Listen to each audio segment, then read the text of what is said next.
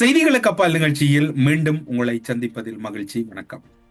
ஒரு நீண்ட காத்திருப்பு அல்லது நீண்ட சிந்தனையின் பின்னர் ஒரு தகவலுக்காக மட்டுமே இதனை பகிர்ந்து கொள்ளுகிறோமே ஒழிய இதனை யாருமே தனிப்பட்ட ரீதியிலோ அல்லது ஒவ்வொருவரும் தங்களுக்கு ஏற்றாற் போல இந்த நிகழ்ச்சியையோ அல்லது இந்த செய்திகளுக்கு அப்பால் தொகுப்பையோ எடுத்துக்கொள்ள வேண்டாம். எவை இடம்பெறும் என்று எதிர்பார்க்கப்படுகிறது, எவை இடம்பெறுவதற்கான வாய்ப்புகள் அதிகமாக இருக்கின்றன என்பது தொடர்பில் தான் இந்த நிகழ்ச்சி தொடக்கம் இருந்து முடியும் வரையும் இருக்குமே ஒழிய அதற்கும் அப்பால் இதில் கற்பனைகளோ அல்லது கற்பனைகளுக்கு அப்பாற்பட்ட திரைக்கதைகளோ இதில் இருப்பதற்கு 100% எந்த ஒரு சந்தர்ப்பமும் இல்லை. நாங்கள் வாக்களிக்கவும் முடியாது, நாங்கள் வாக்களிக்கிற சூழ்நிலையிலும் இல்லை, வாக்களிக்கும்படி யாரையும் கூறும் சூழ்நிலையிலும் இல்லாத சூழ்நிலையில் தமிழக தேர்தல் களத்தில் இம்முறை என்ன இடம்பெறப் போகிறது, எல்லோரும் கூறுவது போன்று மாற்றம் நிகழப் போகிறதா அல்லது மாற்றத்துக்கு மாறாக ஒரு தொங்கு சட்டசபை அமைய போகிறதா என்கின்ற கேள்வி பலரிடம் இருக்கின்றது. விஜய் வந்ததனால் வெற்றி வாய்ப்பு அதிகமா, வெற்றி வாய்ப்பு அதிகம் இல்லையா? அண்மை காலங்களிலே இந்த விஜய் போன்று ஆசிய பிராந்தியத்திலே பல ஒரு சூறாவளி சம்பவங்கள் எல்லாம் இடம்பெற்றிருக்கின்றன. அவற்றையும் இவற்றையும் ஒப்பீட்டளவில் பார்ப்பதோடு மட்டுமல்லாது வருகின்ற கருத்து கணிப்புகள் எல்லாம் 100% உண்மைக்கு புறம்பாகவும் வதந்திகளாகவும் இருக்கின்றது. அது எந்த கட்சி சார்பில் யார் கூடுதலாக ஆசனங்கள் அல்லது வீதங்களை பெறப்போகிறார்கள் என்று கூறினாலும் அது 100% ஒரு பிழையாகவும் அல்லது ஒரு சார்புடையதாகவும் தான் இருப்பதாக இப்போது இருக்கக்கூடிய சூழ்நிலையை பார்க்கக்கூடியதாக இருக்கிறது. இப்போது தமிழக சட்டசபை தேர்தலில் யார் முதலமைச்சராக போகின்றார், யார் தமிழக சட்டசபையில் அதிக ஆசனங்களை பெறப்போகின்றார்கள், 4 முனை போட்டியாக இடம்பெறுகின்ற இந்த தேர்தலில் யாருடைய கரங்களில் அதிக ஆசனங்கள் கிடைக்கப் போகின்றன என்பது தொடர்பில் கடந்த காலங்களில் இலங்கையில் அதே போன்று ஆசிய பிராந்தியத்தில் இன்னும் ஒரு சில நாட்டில் இடம்பெற்ற சம்பவங்களின் ஒரு ஒப்பீடாக இன்றைய தமிழக சட்டசபையை நாம் பார்க்கலாம் என்று நினைக்கின்றோம். பொதுவாக தேர்தல் வந்தால் அதிலும் குறிப்பாக பாரம்பரிய பார்வை ஒன்றுதான் இருக்கும். அதுதான் இப்போதும் தமிழகத்தில் இருந்து கொண்டிருக்கின்றது. 2026ஆம் ஆண்டு தேர்தலில் யார் வருவார்கள், அதில் பாரம்பரியம் மிக்க கட்சிகளுக்குத்தான் வாய்ப்புகள், திமுக அதிமுக என்கின்ற கட்சிகளுக்குத்தான் வாய்ப்புகள் என்று பாரம்பரியம் பேசுகின்ற ஒரு சாராரும், இல்லை நாங்கள் புதிய ஒரு வரவுக்காக காத்திருக்கிறோம் என்கின்ற இன்னும் ஒரு சாராரும் என்று 2 துருவங்களாக கருத்துக்கள் அதிக அளவில் மோதப்படுகின்றன.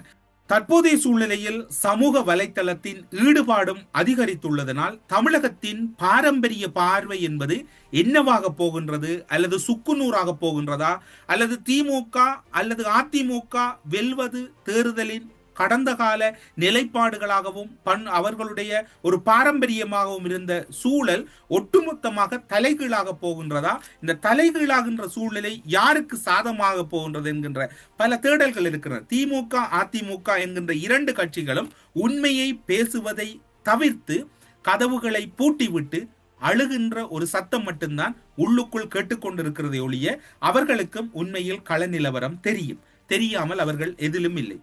இதை தாண்டி வேறு எதையும் சிந்திப்பதற்கு பாரம்பரிய பார்வை இடம் கொடுக்காது, அனுமதிக்காது. அந்த பாரம்பரிய பார்வை என்பதும் கிட்டத்தட்ட ஒரு ஈகோ தான், ஒரு மனநலத்தில் ஒரு ஈகோ நிலையில் இருக்கக்கூடியது. இப்போது டொனால்ட் ட்ரம்ப் போன்றுதான் அந்த பாரம்பரிய பார்வை தமிழகத்தில் அவர் வர வேண்டும் அல்லது இவர் வர வேண்டும், எவரும் வேறு எவரும் வந்துடக்கூடாது, களவா பொய்யா நாங்கள் இருவரும் மாறி மாறி செய்வோம் என்பதுதான் அந்த பாரம்பரிய பார்வையாக இருப்பதாக நாம் கூறவில்லை. தமிழகத்தில் இருக்கக்கூடிய அரசியல் விமர்சகர்கள், ஊடகவியலாளர்கள் என்று அந்த பலரும் கூறிக்கொள்ளுகின்ற தகவல் தான் நாம் இப்போது உங்களோடு பகிர்ந்து கொள்ளக்கூடியதாக இருக்கின்றது.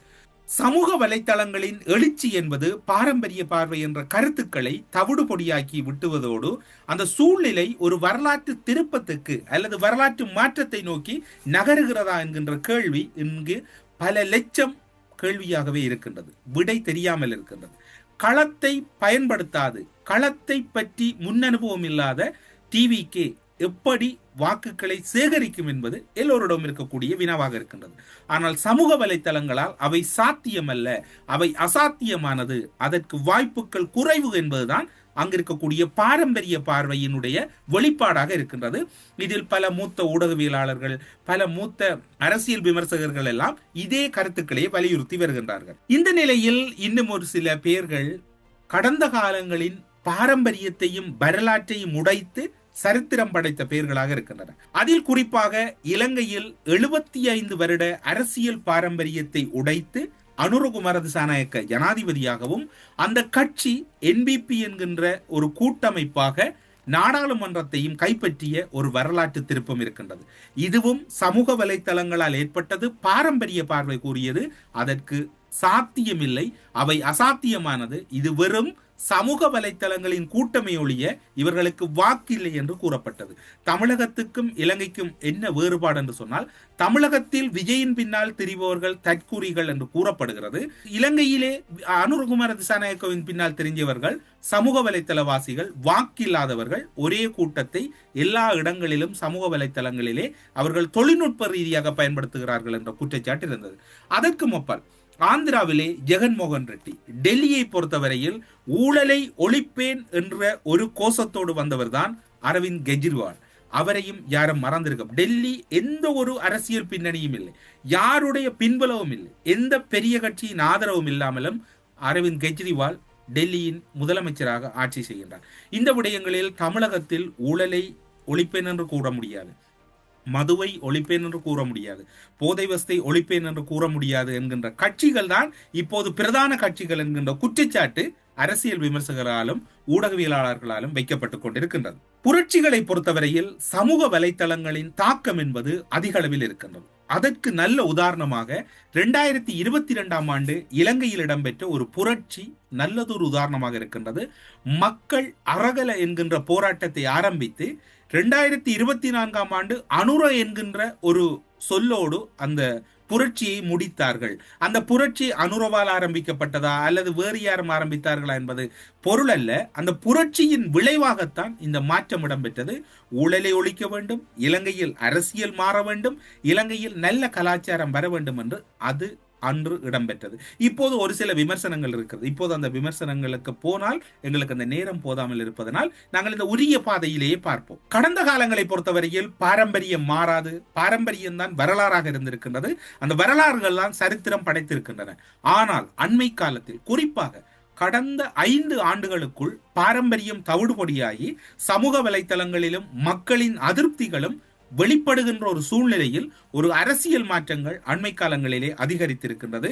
குறிப்பாக சுட்டிக்காட்டத்தக்கதாக இருக்கிறது. இன்னும் ஒரு கருத்தையும் எல்லோரும் கூறுகிறார்கள். கமலஹாசன், சிவாஜி கணேசன் எல்லாம் வெல்லவில்லையே, கடந்த காலங்களில் உச்ச நட்சத்திரமாக இருந்து தேர்தலை சந்தித்தார்கள், கட்சி ஆரம்பித்தார்கள், ஒரு வாக்குகளோடு அவர்கள் சென்று விட்டார்கள். இப்போது கமலஹாசனை எடுத்துக்கொண்டால் அவர் திமுகவினுடைய அல்லது அறிவாலயத்திலே அவரும் நுழைந்து விட்டார். சிவாஜி கணேசனுடைய கட்சி இல்லை. எனவே இப்போது இருக்கக்கூடிய சூழ்நிலையில் விஜய்க்கு இந்த விடயம் சாத்தியமில்லை, அசாத்தியமாகத்தான் இருக்கின்றது. ஆனால் இதில் ஒரு வினா இருக்கின்றது. என்னவென்று சொன்னால், உச்ச நட்சத்திரமாக கதாநாயகனாக இருக்கின்ற போது கமலஹாசனும் சிவாஜி கணேசனும் அரசியலுக்கு வரவில்லை. சிவாஜி கணேசன் தாத்தாவிடம் அப்பாவிடம் எல்லாம் நடித்து அந்திம காலத்தில் தான் அரசியலுக்கு வந்தார். கமலஹாசனை பொறுத்தவரையிலும் அவர் ஒரு வெற்றி பெற்ற, அதாவது உலகனாக நடிப்பில் சிறந்தவர். ஆனால் அவரும் ஒரு உச்சத்தில் இருக்கும் போது வரவில்லை. அவரும் அந்த தன்னுடைய மார்க்கெட் இறங்குகிற போதுதான் அவரும் அந்த தேர்தல் களத்துக்குள் வந்து தோல்வி கண்டார். ஆனால் விஜயை பொறுத்தவரையில் விஜய் அவர் இருக்கின்ற சூழ்நிலையில் ஒரு கதாநாயகன், ஒரு மிகவும் டாப் லெவலில் இருக்கக்கூடிய ஒரு ஸ்டாராக இருக்கின்ற சூழ்நிலையில் தான் அவர் தேர்தலுக்குள் வருகின்றார். எனவே அவர்களோடு இவரை ஒப்பிடுவது என்பது அது இப்போது இருக்கக்கூடிய சூழ்நிலையில் அவ்வளவு சாத்தியமாக தென்படவில்லை என்றுதான் இப்போது எல்லோரும் கூறிக்கொள்ளக்கூடியதை அவதானிக்கக்கூடியதாக இருக்கின்றது. இன்னும் ஒருவரை எல்லோரும் மறந்திருக்க மாட்டீர்கள், பண்டுருட்டி ராமச்சந்திரன். எம்ஜிஆரோடு மிகவும் நெருக்கமானவர். ஈழத்தமிழர் விவகாரங்களுக்காக ஐக்கிய நாடுகள் சபை வரை வந்து ஈழத்தமிழர் விவகாரங்களை கையாண்ட ஒருவர், ஈழத்தமிழர்களோடும் மிக நெருக்கத்துக்குரியவர். அதன் பின்னர் அவருடைய அரசியலில் பல முரண்பாடுகள் அல்லது விமர்சனங்கள் இருக்கலாம். அவர் கூறிய கருத்து, எம்ஜிஆர் தொடர்பிலும் விஜய் தொடர்பிலும் அவர் கூறிய கருத்து மிக நுணுக்கமாக பார்க்கப்பட வேண்டி இருக்கின்றது. எம்ஜிஆர் நின்றால் மகாநாடு, நடந்தார் ஊர்வலம் என்ற சூழ்நிலை தான் அன்று எம்ஜிஆரிடம் இருந்தது. எம்ஜிஆர் வருகின்ற போது திரட்சியாக மக்கள் வந்தார்கள். இப்போது இருக்கக்கூடிய ஸ்டாலினுடைய தந்தை முத்துவேல் கருணாநிதி அதாவது ஒரு அரசியலில் செய்யக்கூடாத அநியாயம் எல்லாம் செய்தார். அப்படி இருந்த போதும் கூட அவர் நின்றால் மகாநாடாக இருந்தது, நடந்தால் ஊர்வலமாக இருந்தது. அதன் பின்னர் அந்த சூழ்நிலை தமிழகத்தில் இல்லை. அதாவது பணத்துக்குத்தான் மக்களை அழைத்து வருவார்கள், அதாவது உணவு பொட்டலங்களுக்குத்தான் மக்களை அழைத்து வந்த சூழ்நிலை இருந்தது. இப்போது அந்த சூழ்நிலையை அவர் எப்படி கூறுகிறார் என்றால், எம்ஜிஆர் போல் நின்றால் மகாநாடு, நடந்தால் ஊர்வலம் பார்க்கக்கூடிய ஒரு தலைவனாக நான் விஜயை பார்க்கிறேன். அவர் மீது கடுமையான விமர்சனம் இருக்கின்றது. இதன் பின்னரும் உங்களுடைய விமர்சனங்கள் இருக்கலாம். ஆனால் அவருடைய கருத்து இப்படி இருக்கின்றது. நாங்கள் யாரையும் குறைத்து மதிப்பிட முடியாது. இலங்கையில் எப்படி ஆட்சி மாற்றம் சாத்தியமானதோ, நேபாளத்தில் எப்படி ஆட்சி மாற்றம் சாத்தியமானதோ, பங்களாதேசத்தில் எப்படி ஆட்சி மாற்றம் சாத்தியமானதோ, அது போன்றது ஒரு சம்பவம் சில வேளைகளில் தமிழகத்தில் நடைபெறுவதற்கு வாய்ப்புகள் இருக்கின்றன. அவ்வாறான ஒரு வாய்ப்பு ஆட்சி மாற்றம் நிகழாது விடுமாக இருந்தால் அது தொங்கு சட்டசபையை நோக்கி நகரும். விஜய்க்கு பின்னால் சேருகின்ற கூட்டம் வாக்காக மாறுமா, அல்லது இவர்கள் வாக்களிக்க தகுதியானவர்களா? இவர்கள் எல்லாம் விசில் அடிக்கக்கூடியவர்கள், விசில்களே அவர்களுக்கு சின்னமாக மாறிவிட்டது என்று கூறுகிறார்கள். இதே கருத்தை தான் உங்களுக்கு மறந்திருக்க மாட்டீர்கள். 2024 ஆண்டு 2 தேர்தல்களை இலங்கை எதிர்கொண்டது. ஒரு தேர்தல் குறிப்பாக சொல்ல போனால் ஜனாதிபதி தேர்தல். அதில் 2வது தெரிவில் தான், அதாவது 2வது வாக்கு எண்ணிக்கையில் தான் அனுரகுமார திசாநாயக்க ஜனாதிபதியானார். அது சாத்தியமாகிவிட்டது. பாரம்பரிய கட்சிகள், இந்த பாரம்பரிய கட்சிகளை உடைத்து அனுரவால் ஜனாதிபதியாக வந்தாலும் நாடாளுமன்றத்தை இன்னும் ஒரு கட்சி கைப்பற்றிவிடும், அது அசாத்தியமாகிவிடும், ஜனாதிபதியால் பணி செய்ய முடியாது என்று. அதற்கும் அப்பால் வடக்கு கிழக்கிலே அனுரவுக்கெல்லாம் யாரும் வாக்களிப்பார்களா, அனுரவுக்கு யாரும் வாக்களிக்கக்கூடிய நிலையில் இருப்பார்களா என்றெல்லாம் கூறினார்கள். யாழ் மாவட்டத்திலே தெரிவு செய்யப்பட்ட 3 பிரதிநிதிகளும் வெளியில் வரும் வரைக்கும் அவர்கள் யார் என்பது யாருக்கும் தெரியாது. யாழ் தேர்தல் மாவட்டத்தின் முகமாக அனுரகுமார திசாநாயக்க தான் இருந்தார். வன்னி தேர்தல் மாவட்டத்தின் முகமாக அனுரகுமார திசாநாயக்க தான் இருந்தார். மட்டக்களப்பு, திருகோணமலை, அம்பாறை மாவட்டங்களின் முகமாகவும் அனுரகுமார திசாநாயக்க தான் இருந்தார். அங்கு அவர்கள் வேட்பாளர்களை முன்னிலைப்படுத்தவில்லை. இப்போது தமிழகத்திலும் விஜயை பொறுத்தவரையிலும் நான் தான் அத்தனை தொகுதிகளிலும் வேட்பாளர், எந்த சின்னம் தான் உங்களுடைய சின்னம் என்று கூறுகிறார். இப்போது அங்கு இருக்கக்கூடிய குழப்பம், அவர்களிடம் இருக்கக்கூடிய குழப்பம் என்னவென்று சொன்னால், இதெல்லாம் சாத்தியமில்லை. ஒரு சொற்பளவான வாக்கை பெறுவார். ஒரு வாக்களிப்பு வீதத்தில் அதிகளவான, விஜயகாந்தை விட ஒருவேளை முதல் தரம் வந்த ஒரு பெரிய கட்சி அதிக வாக்கு வீதத்தை பெறும். அதை தாண்டி இவரால் செல்ல முடியாதுன்னு கூறப்படுது. நாங்கள் இந்த தளத்திலே எந்த ஒரு கருத்து கணிப்பையும் நாங்கள் இதில் உத்தியோகபூர்வமாக கூற முடியாது என்றால் எல்லோரும் தங்களுடைய நலனின் அடிப்படையில் தான் கூறுகிறார்கள்.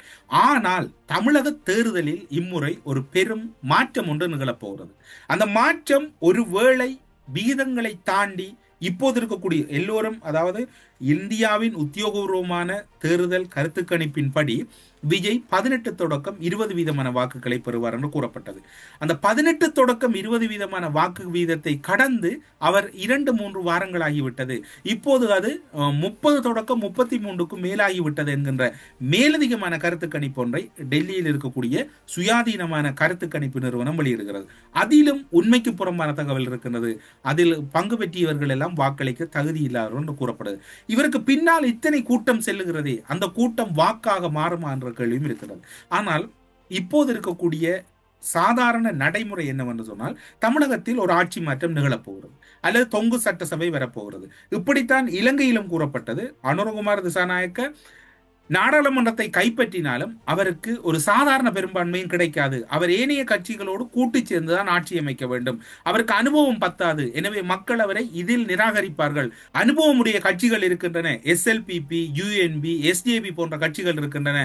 அதே போன்று வடக்கு கிழக்கை பொறுத்தவரையில் முஸ்லிம் தமிழ் கட்சிகளுக்கு இணையாக இவரால் வெல்ல முடியாது என்று கூறப்பட்ட சூழ்நிலையில் முகமே தெரியாத அத்தனை பேருக்கும் மக்கள் வாக்களித்து நாடாளுமன்றம் அனுப்பினார்கள். இதே ஒரு சம்பவம் தமிழகத்தில் நிகழ்வதற்கான வாய்ப்புகள் அதிக அளவில் இருக்கின்றன. மக்களுடைய மனங்களிலே எப்படி இலங்கையில் கடந்த நாடாளுமன்ற மற்றும் ஜனாதிபதி தேர்தல் மக்களுக்கு விரக்தியாக இருந்ததோ அதே போன்று தமிழகத்திலும் அவர்களை பொறுத்தவரையில் எல்லோருக்கும் கொடுத்து விட்டோம். இந்த முறை நாங்கள் விஜய்க்கு கொடுப்போம் என்கின்ற மனநிலையில் அதிகளவானவர்கள் இருக்கின்றார்கள். இதற்கு சாத்தியமில்லை என்று கூறப்படுகிறது. ஆனால் இன்னும் ஒரு விடயம் மிக உளவியல் ரீதியாக எல்லோரும் கூறுகிறார்கள். என்னுடைய பேத்தி கூறிவிட்டால், நான் கடந்த காலங்களிலே ADMKக்கு போட்டேன், DMKக்கு போட்டேன், என்னுடைய பேத்திக்காக போட வேண்டும், என்னுடைய மகளுக்காக போட வேண்டும், என்னுடைய மருமகனுக்காக போட வேண்டும்.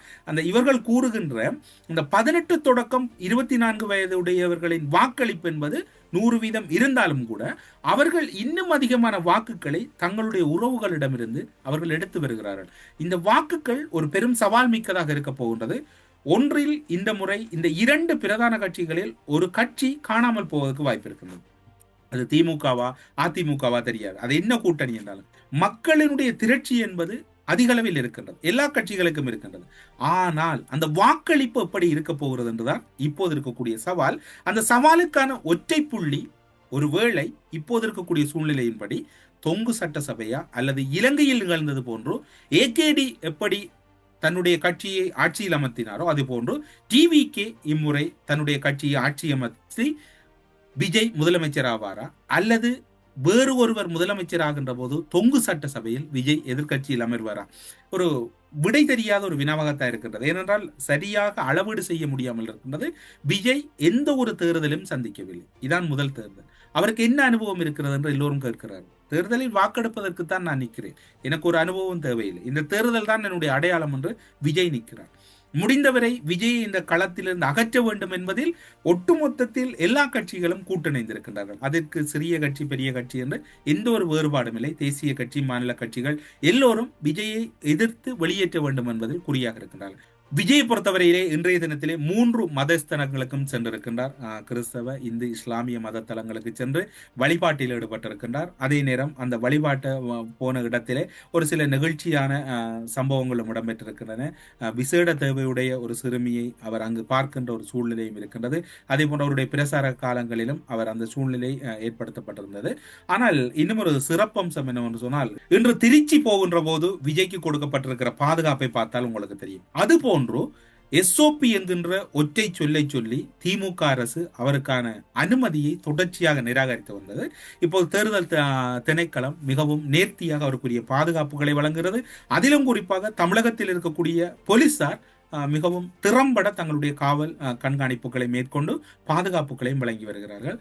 தமிழக தேர்தல் என்பது இம்முறை ஒரு பாரம்பரிய ஒரு பெரும் வரலாறுகள் சரித்து வீழ்த்தப்பட இருப்பதற்கான சூழ்நிலை தான் அதிக அளவில் இருப்பதாக கூறப்படுகிறது. இப்போது வடக்கு கிழக்கிலும் பார்த்தால் இனி வரப்போகின்ற தேர்தலில் வடக்கு கிழக்கிலும் இதே நிலைதான் ஏற்பட போகிறது.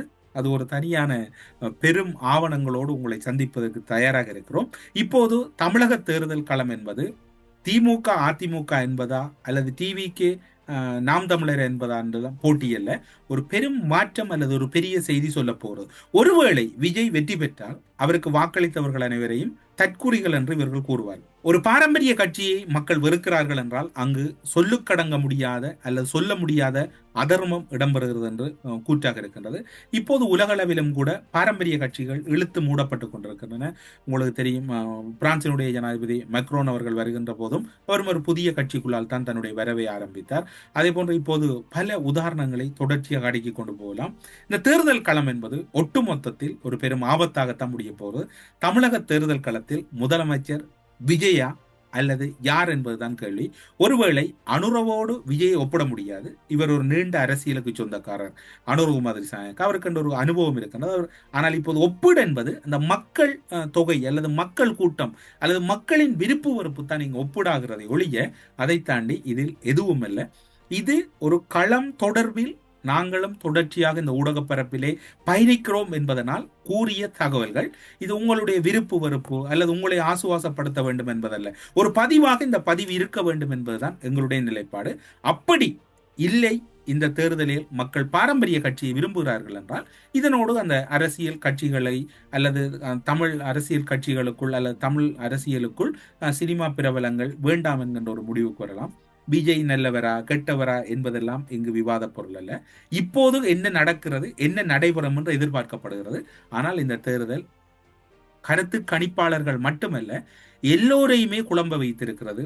ஒட்டுமொத்த இந்தியாவினுடைய புலனாய்வு கட்டமைப்பு மட்டுமல்ல, மாநில புலனாய்வு கட்டமைப்பும் எந்த அறிக்கையை எவ்வாறு தயாரிப்பது என்று தெரியாமல் தடுமாறிக்கொண்டிருக்கின்றார்கள். பொறுத்திருந்து பார்ப்போம். தமிழகத்தின் முதலமைச்சர் விஜயாக வருவாராக இருந்தால் அது முன்னர் குறிப்பிட்டது போன்றோ அல்லது ஆசிய பிராந்தியத்தில் ஏற்பட்டிருக்கக்கூடிய மாற்றத்தின் ஒரு அடுத்த தோற்றுவாயாக பார்க்கலாம். இலங்கை, நேபாளம், பங்களாதேசத்தில் இடம்பெற்ற மாற்றம் தமிழகத்திலும் தொற்றிக்கொண்டது. இந்தியாவிலே இதே ஒரு சூழ்நிலை இருக்கிறது. ஆந்திரா, அதே போன்று டெல்லியில் ஏற்பட்ட மாற்றங்கள், முதலமைச்சராக தெரிவு செய்யப்பட்ட புதிதாக தெரிவு செய்யப்பட்டவர்கள். பொறுத்திருந்து பார்ப்போம் யார் வெல்ல போகிறார். நாங்கள் வாக்களிக்க முடியாது, வாக்களிக்கும்படி யாரையும் கூறவும் முடியாது. இந்த சூழ்நிலை இப்போது இப்படித்தான் இருக்கின்றது. எல்லோரும் இதனை தவித்துக் கொண்டு செல்வோம், இதற்கும் தமிழ் தேசிய அரசியலுக்கும் என்ன தொடர்பட்டெல்லாம் கேட்கலாம். அல்லது நீங்களே இன்னும் ஒருவரை ஆதரிக்கவில்லை, அவர்தான் வெல்லப் போகிறார், நீங்கள் இவருக்கு ஆதரவாக கூறுகின்ற கருத்தை நாங்கள் ஏற்க மாட்டோம் என்றும் கூறலாம். சூழ்நிலையாக கூறியிருக்கிறோம். ஒன்றை கூறுகின்ற போது நிதானமாக கேட்டு அவற்றில் உங்களுடைய நிலைப்பாடுகளை நீங்கள் பின்னூட்டத்தில் எழுதி கொள்ளலாம். இப்போது இருக்கக்கூடிய சூழ்நிலை என்பது இப்படித்தான் பார்க்கப்படுகிறது. இந்த தகவலோடு செய்திகளுக்கு அப்பால் நிகழ்ச்சியிலிருந்து விடைபெற்றுக் கொள்கிறோம். நன்றி, வணக்கம்.